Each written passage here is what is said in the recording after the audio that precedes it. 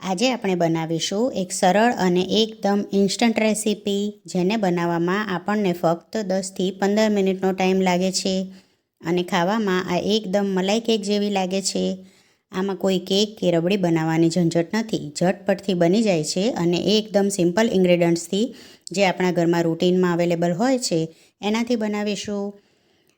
આને તો ચાલો ફટાફટથી રેસીપી ને શરૂ કરીએ. અને હા, રેસીપી પસંદ આવે તો પ્લીઝ વિડીયોને લાઇક જરૂરથી કરજો અને મારી ચેનલને સબસ્ક્રાઈબ કરવાનું ના ભૂલતા. તો આના માટે પહેલાં આપણે એક સુગર સિરપ બનાવી લઈશું. આના માટે મેં અહીંયા એક તપેલીમાં 1 કપ પાણી લીધું છે અને અડધો કપ ખાંડ લીધી છે. હવે ગેસની ફ્લેમ અત્યારે મેં હાઈ રાખી છે. ખાંડ ઓગળે ત્યાં સુધી ગેસની ફ્લેમ હાઈ રાખવી. હવે તેને સારી રીતે હલાવી લેવું. ખાંડ ઓગળી જાય પછી ગેસની ફ્લેમ ધીમી કરી દેવી અને મેં અહીંયા થોડોક ઇલાયચીનો પાવડર લીધો છે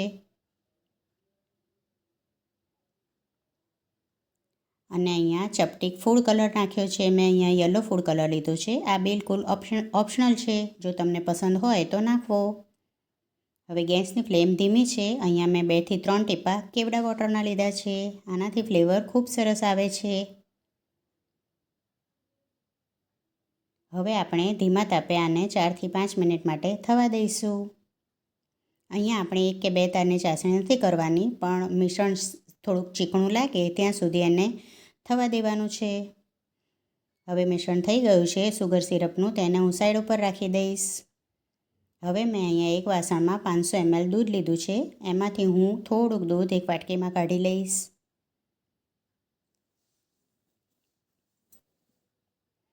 હવે એમાં થોડોક મેં ઇલાયચીનો પાવડર લીધો છે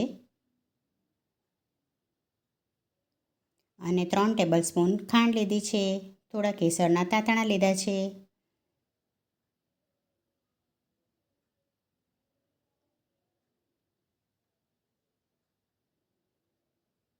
હવે બધી વસ્તુ સારી રીતે મિક્સ કરી અને તેને હલાવતા રહેવું. ગેસની ફ્લેમ હાઈ રાખવી. હવે જે થોડુંક દૂધ રાખ્યું છે વાટકીમાં સાઈડ ઉપર, એમાં મેં 1.5 ટેબલ સ્પૂન કોર્નફ્લોર નાખ્યા છે. તેને સારી રીતે મિક્સ કરી અને તેની સ્લરી બનાવી લેવી. દૂધ ઉકળે પછી તેમાં મેં અહીંયા અડધો કપ મલાઈ નાખી છે. આ જગ્યાએ તમે ફ્રેશ ક્રીમ પણ વાપરી શકો છો. હવે આ બધું સારી રીતે હલાવતા રહેવું. હવે તેમાં કોર્નફ્લોરનું મિક્સચર નાખીશું. ગેસની ફ્લેમ અત્યારે ધીમી રાખવી, એટલે દૂધમાં ગાંઠા ના પડી જાય. હવે સારી રીતે હલાવતા રહેવું. મિક્સચર આવું ઘટ થઈ જશે. મેં આમાં થોડો યલો ફૂડ કલર નાખ્યો હતો. જુઓ, મિક્સરને આવી કન્સિસ્ટન્સી રાખવી. હવે આ મિક્સચર એકદમ સરસ તૈયાર છે. હવે આપણે એસેમ્બલ કરી લઈએ.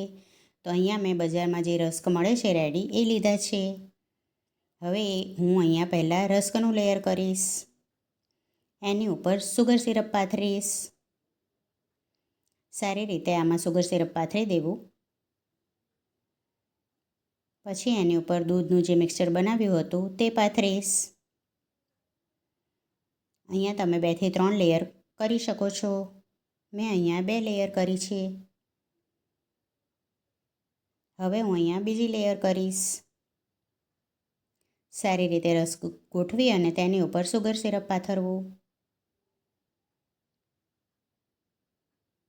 પછી તેની ઉપર દૂધનું મિક્સચર પાથરવું.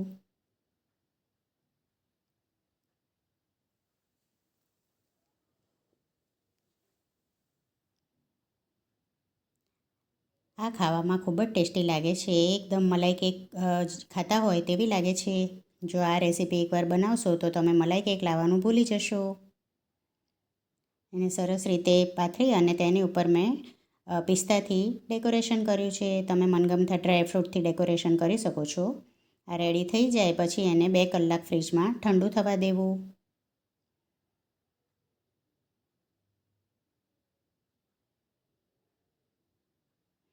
તૈયાર છે એકદમ સિમ્પલ ડેઝર્ટ.